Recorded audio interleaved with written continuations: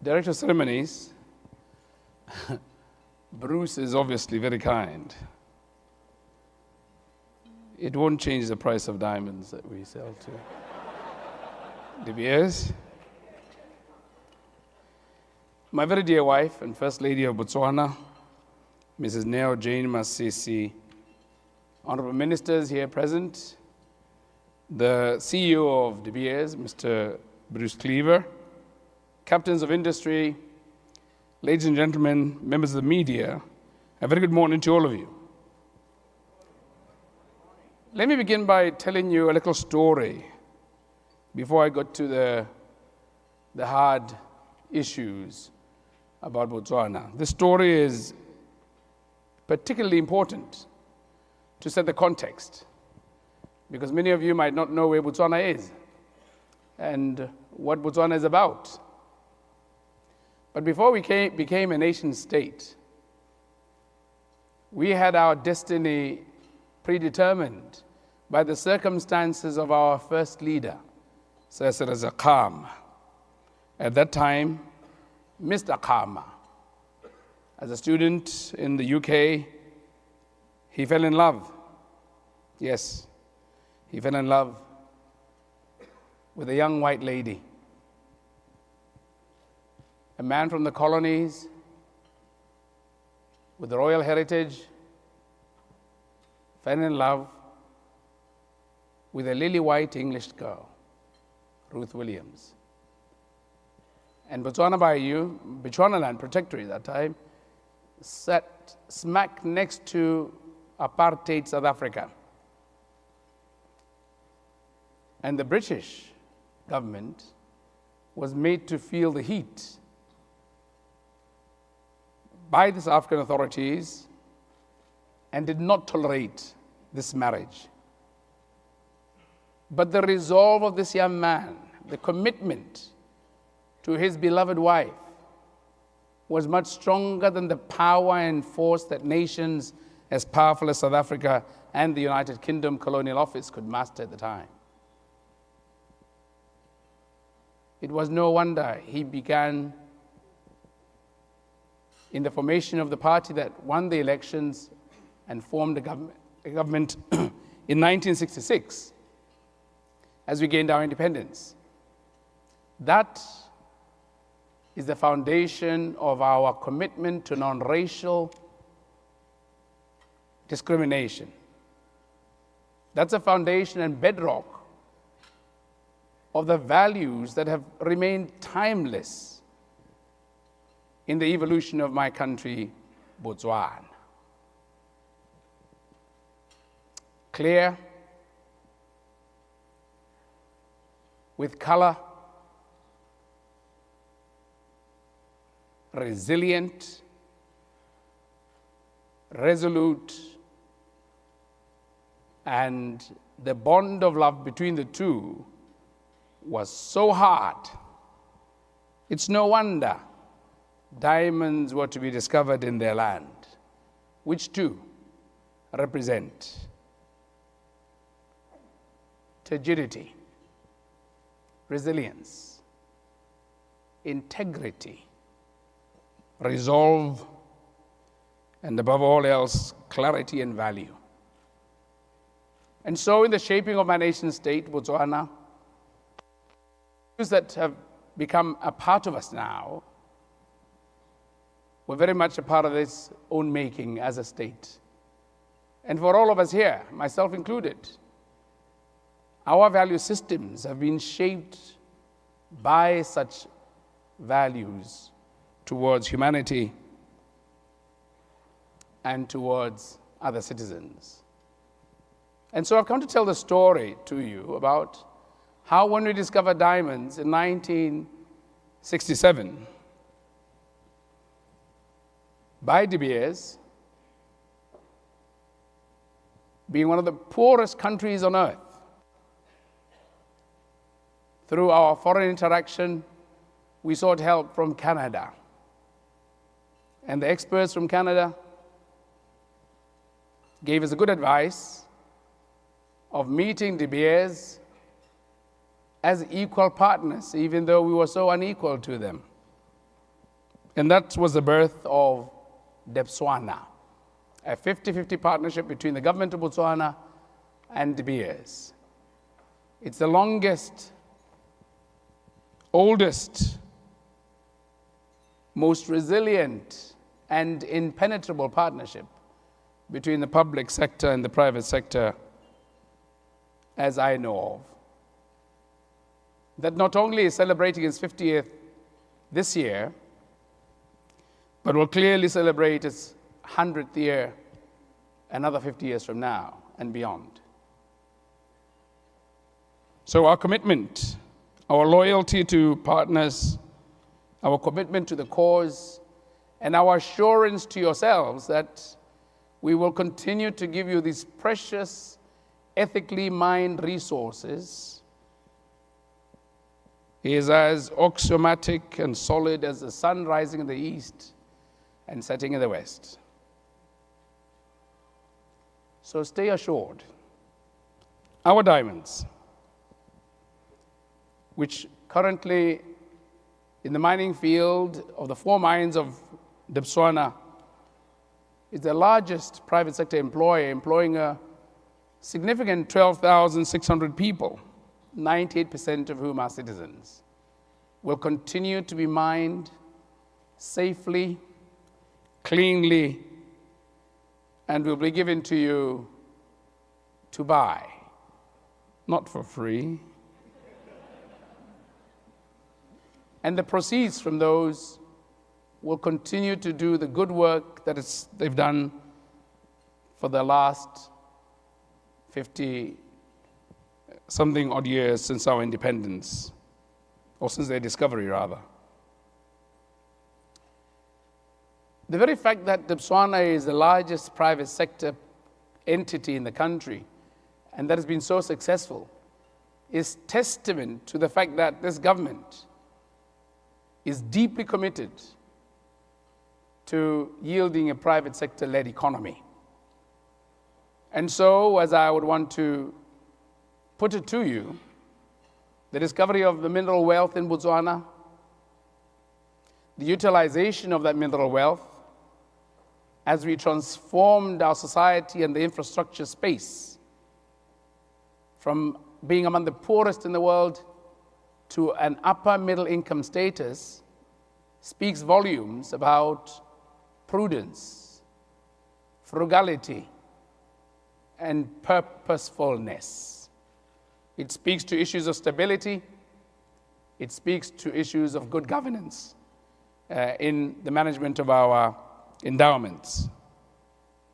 And so that I'd like you to view as our first phase of transformation. The discovery of diamonds, with the funds raised from such being used to develop not just the roads, but the people. And sadly, as sometimes happens in life, an unforeseen, unwanted epidemic struck us, HIV and AIDS. But we didn't bury our heads in the sand. We confronted it. And it was through the leadership of this country. The then President Festus Khuntebane Mogae led a crusade, went out, ventured to the international community to get help. And help he did. He got it from some of the leading experts in the world and some of the leading pharmaceutical companies in the world. And clearly, Botswana was among those at the very forefront. How could it not be, if it is to continue to bring to the surface this precious resource, using the people who know most about it and who care most about it? And so we rolled out antiretroviral therapy nationally, very successfully. We hit impressive targets in the prevention of mother-to-child transmission, up to 95% and beyond. And so for the first time, through medical intervention, we were beginning to birth children from HIV-positive parents who themselves were HIV negative. Thanks to Diamons.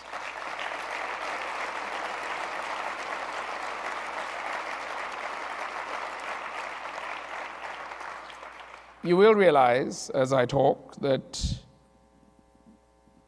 we have been taught and taught well, as a people and as a nation state, as leaders, to care. And care we do. So we care for our people. We care for our visitors. We care for our cooperating partners. We care for our business partners. And so this expression of care, demonstrated by this successful rollout of the PMTCT and other antiretroviral interventions, was testimony to this caring spirit. And so we proceeded to further enact legislation that ensured that we compelled everybody to care and the government to care. But never did we lose sight or campus of our obligation to develop. So even as we had this setback in our first transformation, we spent a lot of our money, a lot of our human capital on ensuring that as these mines grew, we prepared for the eventual closure.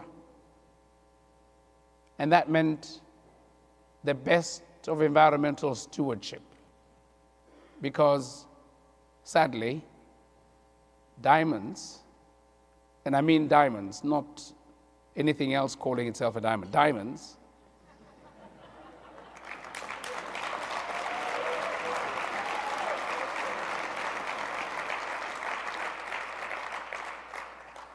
are finite.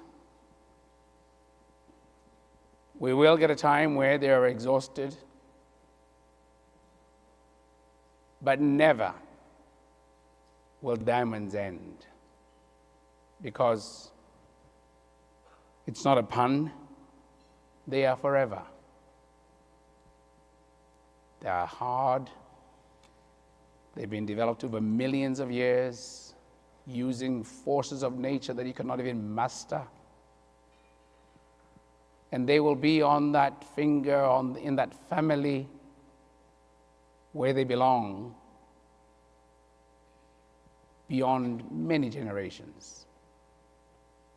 We're acutely aware of that. And we're glad you also care. Because clearly the very fact that you buy our diamonds is by itself an act of commitment to our country, because wherever you are, in your stores, with your customers, you carry that bit of Botswana with you. Please care for it, because we care about it. Please use it wisely, because we've used it wisely. And the clarity of thought is brought about by a realization that we have serious development challenges before us, as we have ourselves articulated through our planning processes in our National Development Plan 11, even though we're going for midterm review soon, and our Vision 2036, our long-term national vision, including the Sustainable Development Goals. With their contribution, approximately 35% of our GDP coming from diamonds, they remain the most important source of revenue to my government and to our people.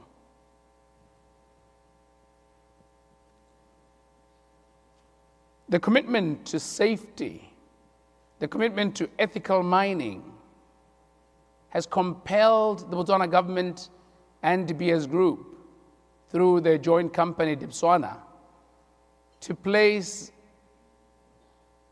the highest standards and demands on its employees in their behavior as they mine, to the extent that there is zero harm has become a goal in the mines. And one mine in particular, my wife likes to call the Prince of Mines. And by the way, yes, my wife was working for that mine when I was dating her. Gosh, I think back to those years.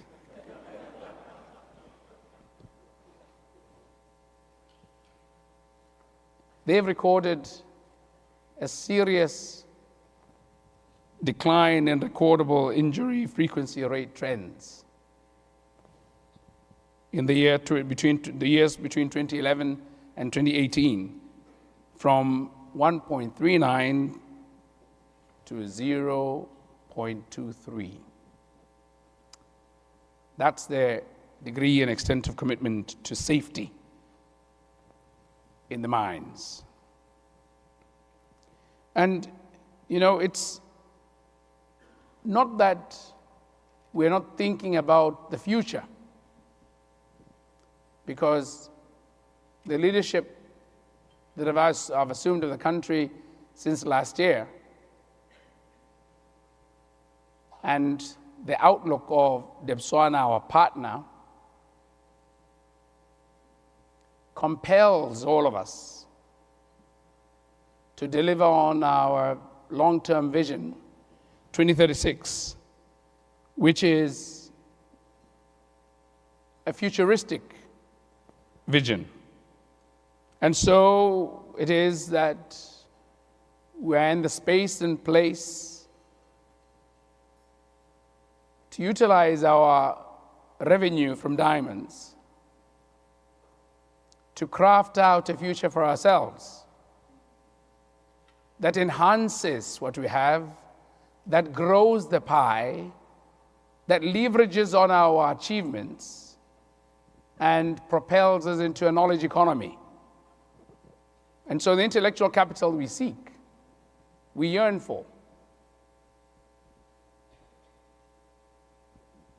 will result in an increasing number of young people like the young Morato Achamme, who comes from Botswana, attends Stanford, and will be a global solution provider, not a village solution provider only.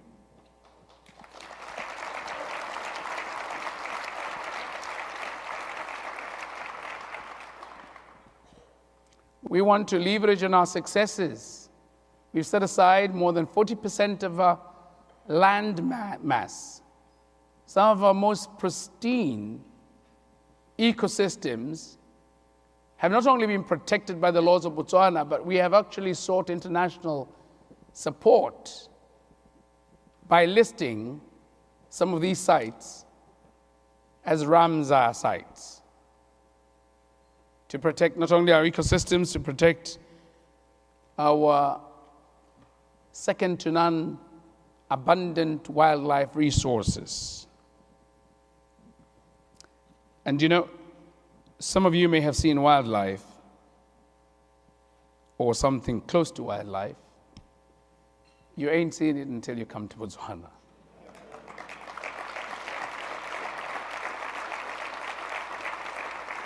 If you don't believe me, if you can shut your eyes and envision the world as described in the book of Genesis, when you go to Botswana, you will see it as if it were done yesterday. Animals are animals, trees are trees, and the laws of nature take full authority. And it's because we care. We have deliberately denied ourselves that land, and we continue to iterate with our people to deny ourselves that land and that resource so we can protect that which others have not been able to protect as successfully. Not just for ourselves, not just for posterity, but for the likes of yourselves and others who come from places that do not have what we have. So come along. Bruce's invitation was serious, and our welcome is even more serious. Visit and come and enjoy the wonders of nature. And so into the future, as I was talking about the next transformation, when we get to the knowledge economy, is to get a lot of you jewelers, a lot of your customers, to not only visit Botswana and view and experience its bright skies, the best sunsets in the world, and chat around the bushfire, surrounded by sounds of the night like you've never heard. And visit a diamond mine. Go see for yourselves where the diamonds come from. They're genuine, they are authentic, they are hard, and they are men and women committed to their families, committed to good, who work in these mines, who spend their income on educating their children and building homes for themselves. That's all we do. It's a simple ask, but please come along. I want to end by thanking JCK, thanking De Beers, thanking you, very attentive audience, for your attention. And when you come to Botswana, just let me know. Thank you.